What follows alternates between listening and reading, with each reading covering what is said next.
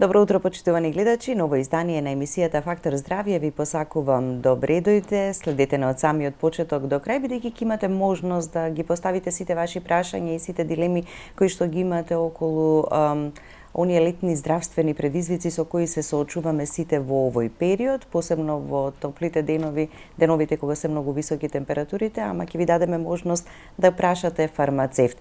Токму ова утро во Фактор здравје и верувам веќе предпоставувате заедно со нас е Билјана Божиновска, магистер фармацевт, менаџер на аптеки ДН Анифарм во Капитол Мол и Населба Хром, која што ќе ни ги даде сите препораки и сите совети околу летните здравствени предизвици. Тука велиме и хидратацијата и дехидрирањето, топлотниот удар, сончаницата, правилната употреба на заштитните креми, како да заштитиме кожата од сонцето, што да содржи домашната аптека кога патуваме, како да ги чуваме лековите, како соодветно да ја применуваме терапијата. Велам добро утро и добре дојде за Билјана. Добро утро, како си утрово и велиме денес и утре највисоките температури до 40 степена, ама мораме некако да најдеме начин да се справиме со сето тоа. Секако, луѓето и човекот во основа е најприлагодливото суштество и секако велиме дека мораме да се прилагодиме нови услови, а сите совети кои што и ние како здравствени работници ги даваме и секако треба да ги применуваме и ние самите, верувам дека ќе ни ги олесни, значи, сите оние тегоби кои што само по себе ги носи летото, затоа што сонцето не само што носи радост, енергија, понекогаш носи дадени здравствени тегоби и проблеми за кои што токму ние како здравствени работници треба да ги дадеме правите насоки и совети. Така. Зашто најчесто прашуваат во овој период во аптека и дали е веќе свесноста кај нас популацијата на доволно високо ниво дека фармацевтот не е само тој кој што го издава лекот, туку од него можеме да добиеме и да слушнеме многу практични совети, насоки и препораки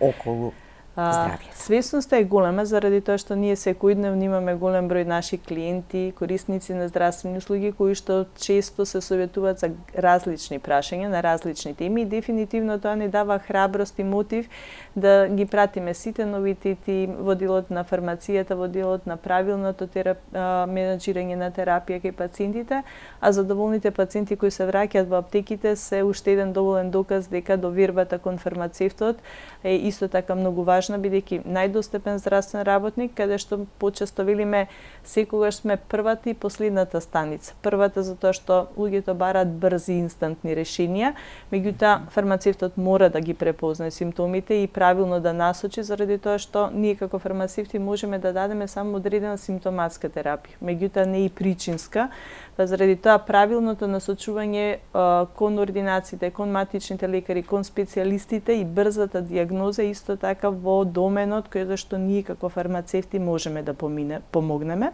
А на крајот пациентот кој ќе помине на сите оние здравствени институции повторно се враќа кај нас во аптеките и затоа велиме се почнува и завршува во аптека и затоа фармацевтот е многу важно да ги знае сите правилни насоки и препораки што треба да ги даде кон пациентите, не само во однос на терапијата, туку и оние нефармаколошки советувања кои што се многу важни заради тоа што на тој начин можеме да делуваме и превентивно, а преку правилната употреба на терапија да овозможиме ефикасност на третманот и болест. Така. Кај фармацевтот не мора да закажувате, веднаш си одите, малку потрпеливи ако има повеќе луѓе нели да почекате и само да прашате за сето она што ви е потребно околу терапијата или совет дополнителен. Тоа го правиме и овде во местото каде што живееме, но најчесто и кога одиме надвори од местото на живење, на одмор или пак на некој викенд, ако имаме потреба, прво нешто што правиме одиме во најблиската аптека. Така, да и се одлично е, да.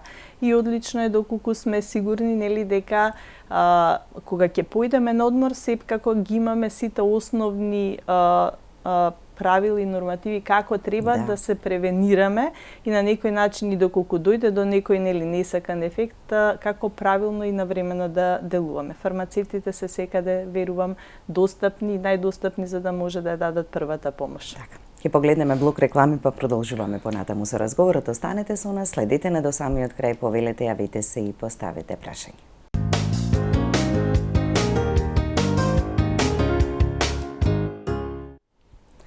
Летни здравствени предизвици, прашајте го фармацевтот, тоа ви го возможуваме и утрово во Фактор здравје, заедно со нас е Билјана Божиновска, магистер фармацевт, менаџер на аптеки ДНА Анифарм во населба Хроми Капитол Мол. И некако велиме да почнеме со ред, ама во емисијава што и да спомнеме, дали на почеток, на средина или на крај, се ќе биде важно како совет и препорака до сите нас. Високите температури, топлото време, како сето тоа влие на нашето здравје, кои треба да бидат посебно внимателни и што во поглед на терапијата која што хронично болните посебно ја примаат. Така, препораките првенствено како фармацевти ние многу често ги даваме и кај пациентите кои што имаат хронична терапија, заради тоа што летниот период и посебно кога се оди на одмор, некако опуштеноста носи сама по себе и несоодветно и неправилно земање на терапијата. Така да секогаш советувањето оди кон тоа дека во летните периоди мора, значи, ако веќе сме опуштени, не размислуваме, барем да имаме некакви аларми кои што ќе не предупредат дека навремено треба да се земе хроничната терапија, заради тоа што кај одредени заболувања, значи, таа е дефинитивно основа за еден здрав и нормален живот. И од друга страна, она кое што е многу важно, секогаш е советувањето за правилното чување на овие лекови, заради тоа што топлото време е нешто кое што дефинитивно мораме да внимаваме како одредени лекови кои што особено се термолабилни, односно не се стабилни на висока температура и особено оние кои што бараат ладен ланец на пренос, значи да правилно ги советуваме како да се транспортираат безбедно на соодветната дестинација. Посебно кај пациентите кои што имаат висок крвен притисок, оние кои што имаат дијабетес, мораме да исто така нагласиме дека можеби ќе се јават одредени моменти на хипо или хипергликемија, па имаме потреба од поредовно мерење на нивото на шеќер, затоа што во летните периоди начинот на исхрана и внесот на овошјето дополнително ни дава промена во потребната инсулинска единица што тие треба да ја земат, и истото важи и за пациентите со висок крвен притисок. Тоа значи дека високите температури знаат многу често да она стандардна терапија која што пациентите ја земаат да доведат до хипотензија, односно намалување на крвниот притисок, па многу често пациентите се жалат на вртоглавица, омалаксаност, токму и тука повторно се насоките, самостојно да не се менува терапијата, туку да се посоветуваат со матичните лекари за да може соодветно дозата да се прилагоди спрема здравствената состојба кај пациентите. Да си го проверуваат крвниот притисок, така да го редовни контроли. За секоја потреба, така да се обратат кај својот матичен лекар или еве велиме може да дојдат кај фармацевтот, така симптоми кои што ги чувствуваат, па да добијат една препорака или совет, а фармацевтот проценува така дали треба да се упати на лекар или пак може тука преку тие совети да се реши. Преку совети може да се реши, меѓутоа она што е најважно е водењето на дневници кај овие пациенти, заради тоа што веќе кога ќе ги однесат дневниците кај матичните лекари, веќе ќе биде поедноставно веднаш да се прилагоди потребната доза врз основа на тоа како се движело нивото на шеќерот или притисокот во последната недела дена. Важно е исто, бидејќи сонцето знаат дел од лековите да бидат и фотосензитивни, значи особено диуретици, одредени антипсихотици, тука антибиотиците исто така мора да ги напоменеме доколку има одредена акутна потреба да се внесат антибиотици. Значи фотосензитивност е уште еден проблем и тука кај тие пациенти мораме да нагласиме да има што е помало изложување на сонце со максимален заштитен фактор, бидејќи кожата е осетлива и склона кон појава на пеги, флеки и дополнително штетување. И дефинитивно тука се сите оние пропретни насоки кои што ги даваме во однос на правилна суплементација што треба во летниот период. Доволно хидрирање, правилен начин на исхрана и секако соодветна заштита од сонце. Значи треба да внимаваме или да побараме совет кои лекови или која терапија кога ја пиеме, не смееме да се изложуваме. Барем долготрајно, така? Не долготрајно или ако веќе мораме да се изложиме на сонце да бидеме максимално заштитени. Понекогаш велиме не мора и само сончевите фактори, физичката заштита, значи со наочари, капа, долги ракави оние што се памучни или ленени, кошули се сосема доволно за да на некој начин се заштитиме од директна изложеност на сонце. Кога е едноставно има одредена терапија која што е сама по себе фотосензитивно. Дали и високите температури, топлото време некогаш можат да влијаат на дејството на терапијата или лековите кои што ги пиеме?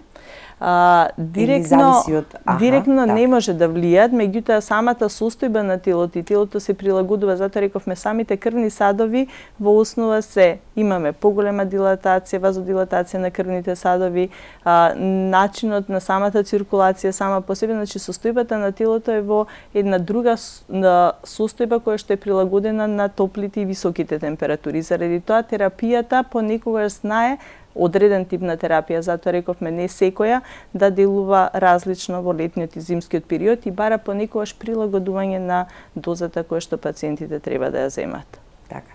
Во лето е многу важно хидрирањето на телото и на организмот. Како да препознаеме симптоми на дехидрирање, дека веќе сме дехидрирали и што треба да преземеме тогаш?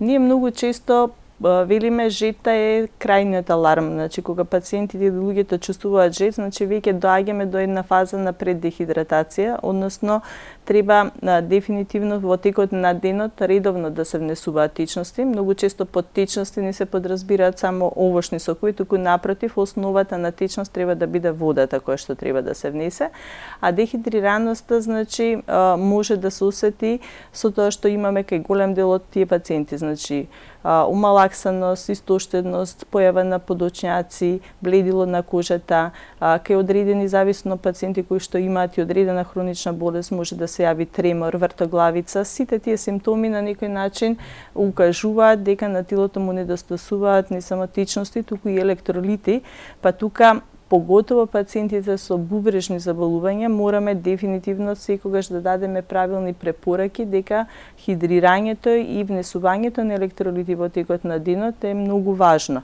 Сега дел од електролитите и тие минерали се внесуваат и преку правилната исхрана, меѓутоа дел кај одреден дел на пациенти кои што не можат доволно да се хидрираат преку правилна исхрана, се препорачуваат и прашаци за хидратирање.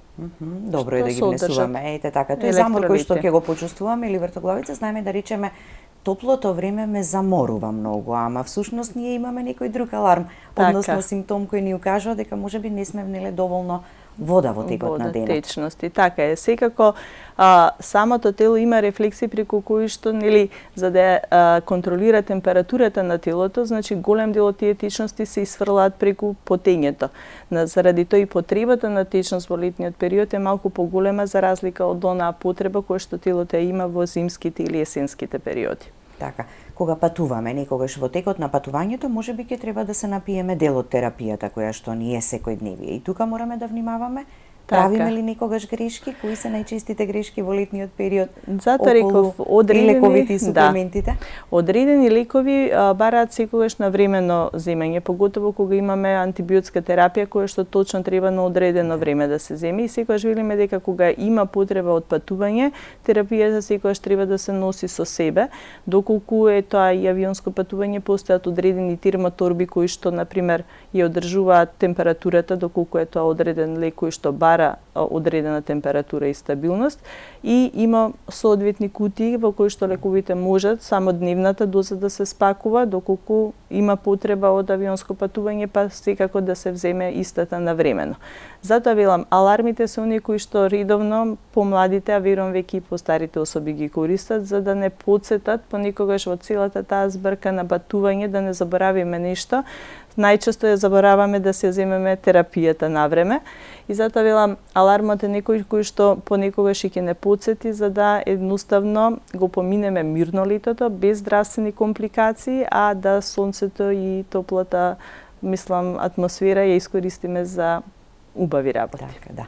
Кога се патува со дете, исто така треба посебни подготовки, што да се носи, кога ќе зборуваме малку подоцна и таа домашна летна аптека и за возрастните и за децата, но заштитата од сонце со заштитни креми, тоа е првото и основното со висок фактор кој што треба да го користиме. Кои се препораките во таа насока, но што со сончаницата и топлотниот удар, кои што за жал се многу непријатни состојби, а никогаш несвесно не сакајќи може туку одеднаш да се соочиме со такво нешто. Секако постојано алармот е дека сончевата заштита е таа која што треба континуирано да се користи. Јас велам телото не треба само однатвор, туку и однатре да се подготви заради тоа што преку здравата и од начин на исхрана, внесот на соодветни антиоксиданси на некој начин го спремаме телото, ја спремаме и кожата соодветно да реагира, а дополнително она што е потребно, освен заштитниот фактор, секогаш велиме кога е возможно да се носи заштитна облека, не само од типот на кошула, тука рековме и капата, на очарите, а и покрај сите овие заштитни мерки понекогаш може, особено малите дечиња кои што не секогаш можеме да ги заштитиме, понекогаш и времето брзо поминува, па мислиме дека само половина часот, а веќе 2 часа поминале покрај играта во вода. Едноставно, сончаницата и топлотниот удар се две различни работи кои што се случуваат и се различни симптоми и многу често се поистоветуваат, а треба различно да се третираат.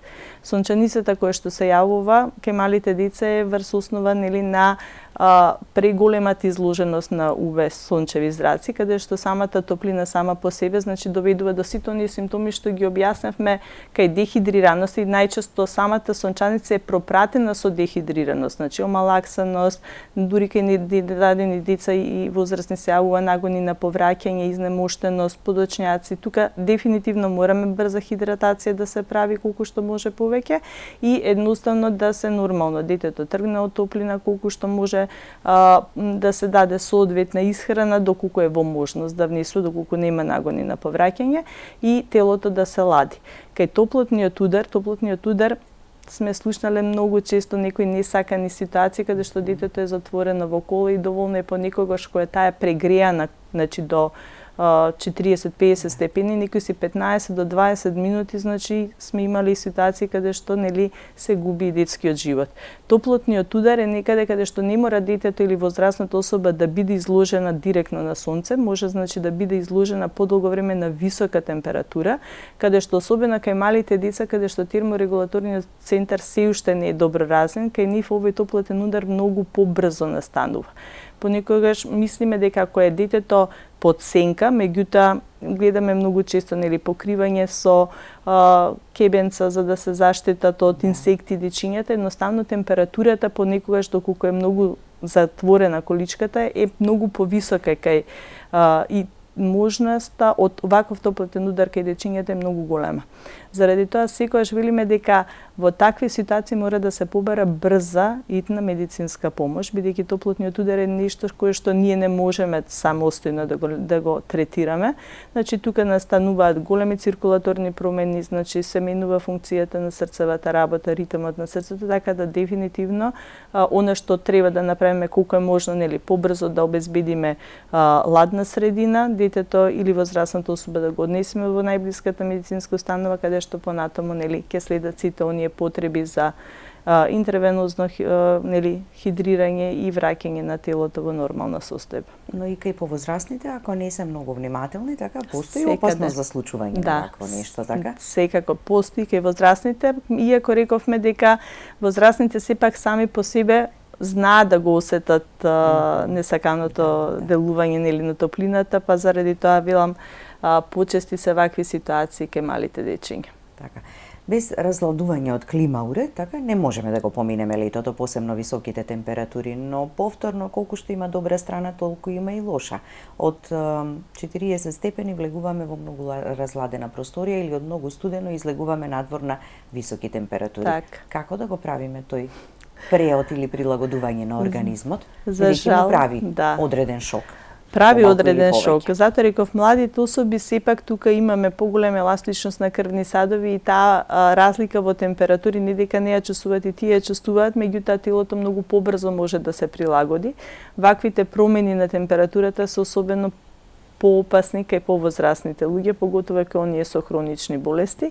И затоа секогаш видиме, можеби треба и самите институции во кои што се користат климауредите, да се предупредуваат да не ги ставаат на многу ниски температури, нека биде тоа од 25 степени Целзиусови, не пониско, затоа што некаде гледаме дека климауредот дува и на 18 степени Целзиусови.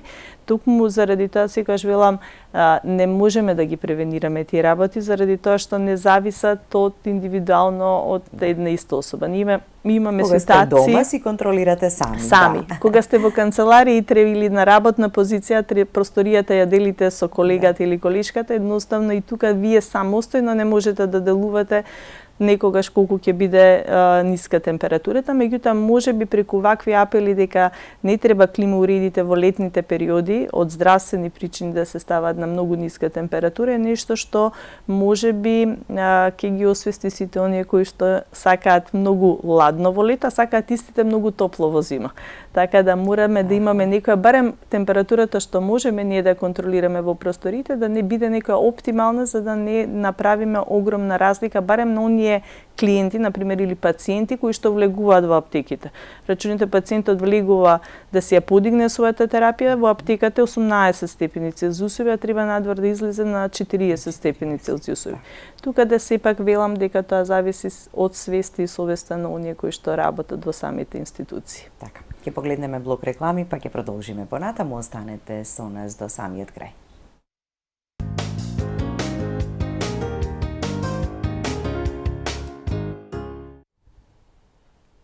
Продолжуваме со разговорот во студиото што околу алергиските реакции, алергијата на сонце. Многумина години венаназад како поминуваат, се повеќе луѓе се жалат на такви проблеми. Так. Што да преземат, како додека се на одмор или како веќе како предходна подготовка пред да се оди?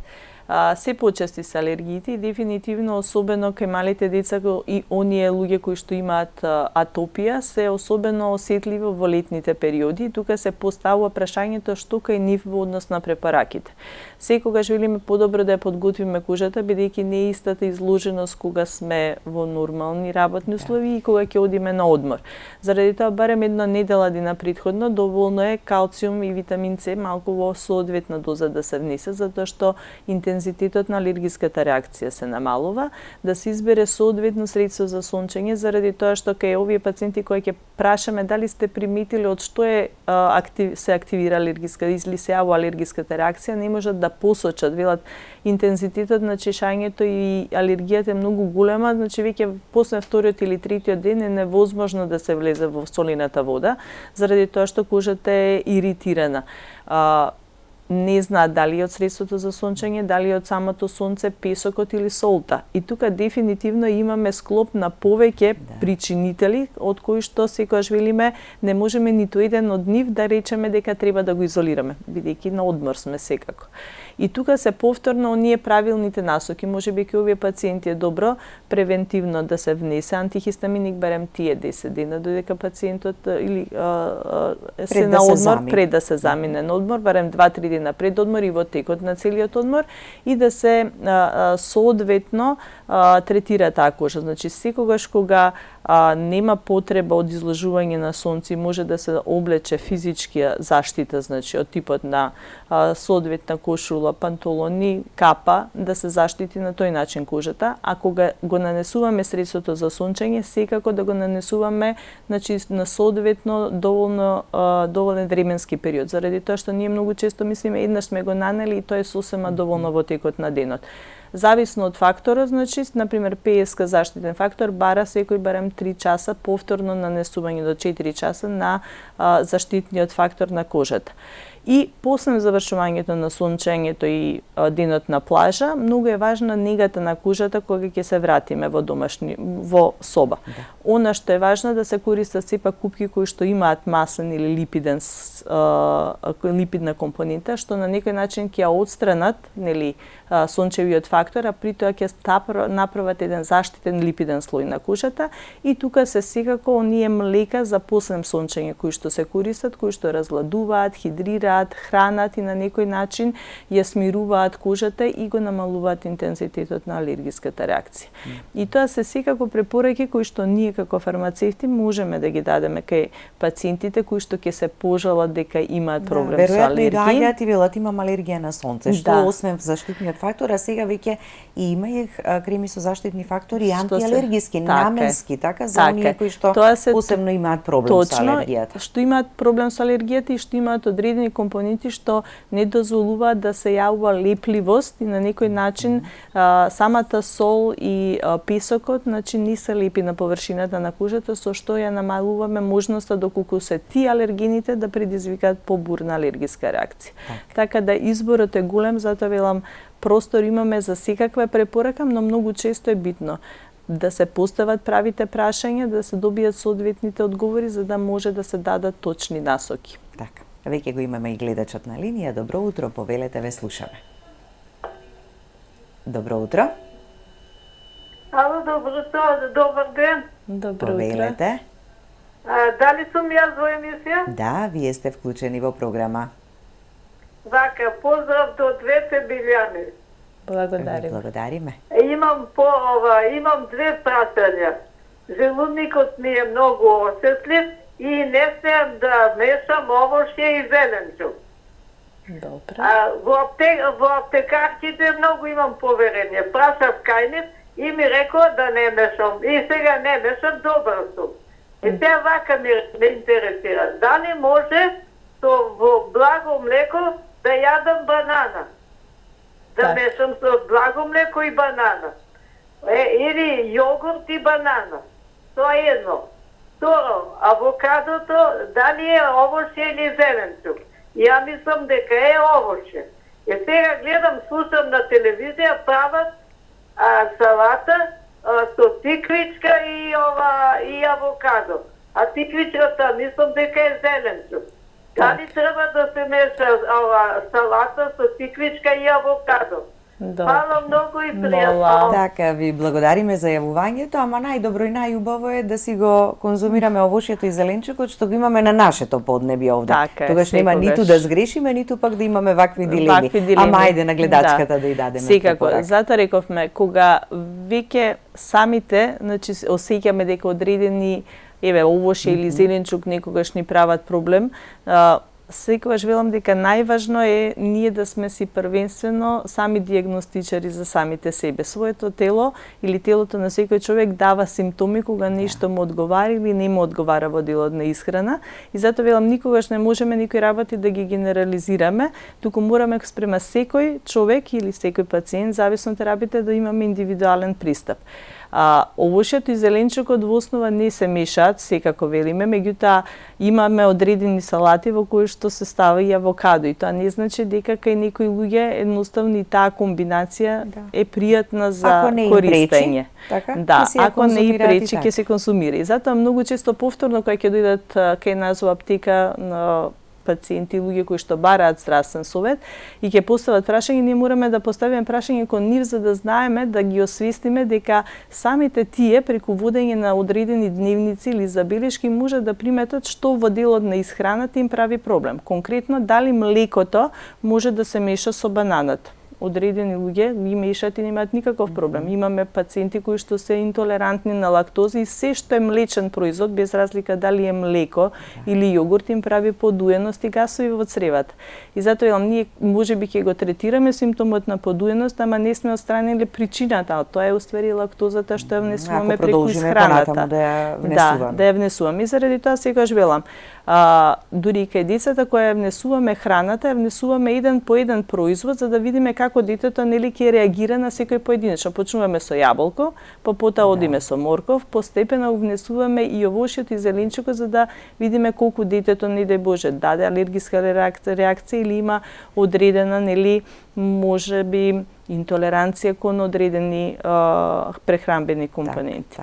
И затоа секогаш мораме насоките да ги дадеме индивидуално. Кај пациентката бидејќи има проблеми со овошјето и зеленчукот, имаме пациенти што не можат воопшто зеленчукот да го конзумираат затоа што имаат иритабилни црева и едноставно зеленчукот мора само во обарени, односно како сварена форма да го внесуваат, обработена термичка форма. Затоа секогаш велам одете кон тоа да си го осетите сопственото тело што е она што му прија и како да ја нели направите и комбинацијата што и сами ќе си ја направите така ако ви одговара во ред, а ако ви прави потешкоти, бидејќи некогаш прави и алергиска реакција внесот на одредена храна, некогаш прави проблем на желудникот, па затоа сами ќе Сами се восстановиме, ќе осетува. речеме ова понатаму или во многу помали количини ќе се внесува. Да се внесува, се согласувам. Да го слушнеме и следниот гледач. Добро утро и за вас. Повелете.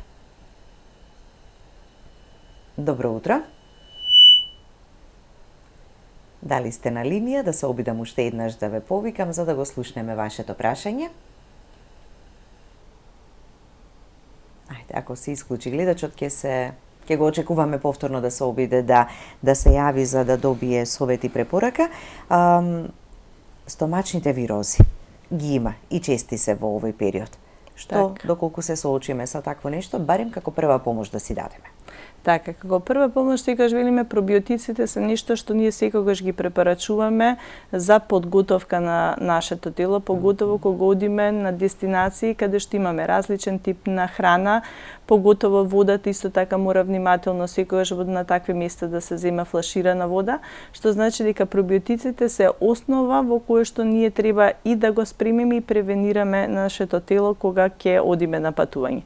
Доколку и покрај оваа превенција, значи дојде до некој стомачен вирус, значи секогаш треба да имаме на некој начин одредени препарати кои што може во таков момент да помогнат. Секогаш велиме доволно електролити, во таков момент пробиотиците се зголемуваат, а постојат и одредени лекови кои што делуваат конкретно на бактериските или вирусните инфекции, меѓутоа тие се сепак одат на препис на рецепт и велиме понекогаш пациентите кои што знаат каков е бенефитот, а се често склони кон такви вирусни или бактериски цревни инфекции, си го обезбедуваат лекот за некој начин да, доколку дојде до таква ситуација, подобро е навремено да се спречи него да се лечат компликациите од соодветната инфекција.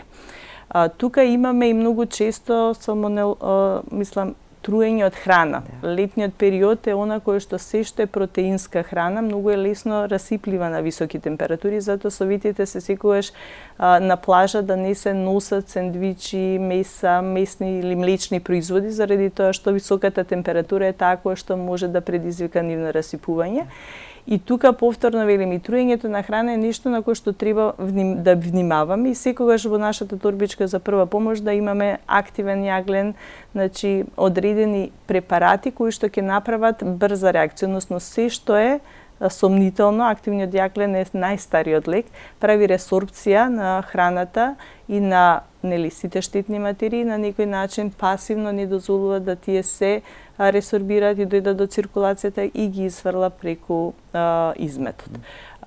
Битно е ке пациентите 3 до 4 треба одеднаш да испиеме од активниот јаглен? Да, некогаш се оди 3 пати дневно по 2 таблетки, а ако имаме некоја бурна и сомнителна ситуација, до 4 таблетки да се испијат, тие значи не се ресорбираат, секако само пасивно минуваат низ дигестивен систем, а секако имаат големо влијание да не заштитат од останатите компликации. Да, ама кога ќе ги испиеме, барем половина час или колку време? Да не пиеме малку како препорака, да не пиеме ништо, така да не внесуваме или ни храна? Да не внесуваме, знаете зошто? Поготово ке пациенти кои што на пример земаат терапија, активниот јаглен мора да биде одвоен од земената терапија или од следниот оброк, заради тоа што се што внесуваме едноставно нема да се ресорбира и искористи. И заради тоа ако пациентот на пример имал земенотерапија, а се случува некоја ситуација да мора да се напие во истиот момент активен јаглен, да знае дека ефикасност на таа доза ќе нема во тој момент.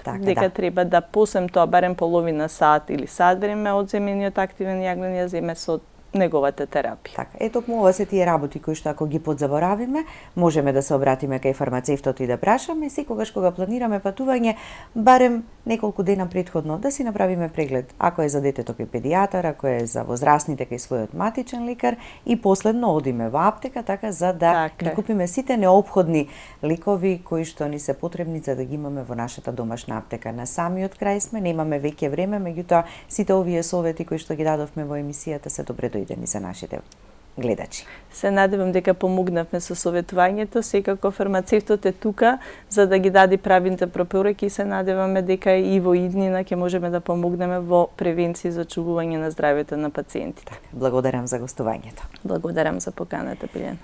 Благодарности и до вас, почитувани гледачи, за вниманието со кое не следевте. Останете и понатаму со програмата на ТВ24. Имајте убав и пријатен ден.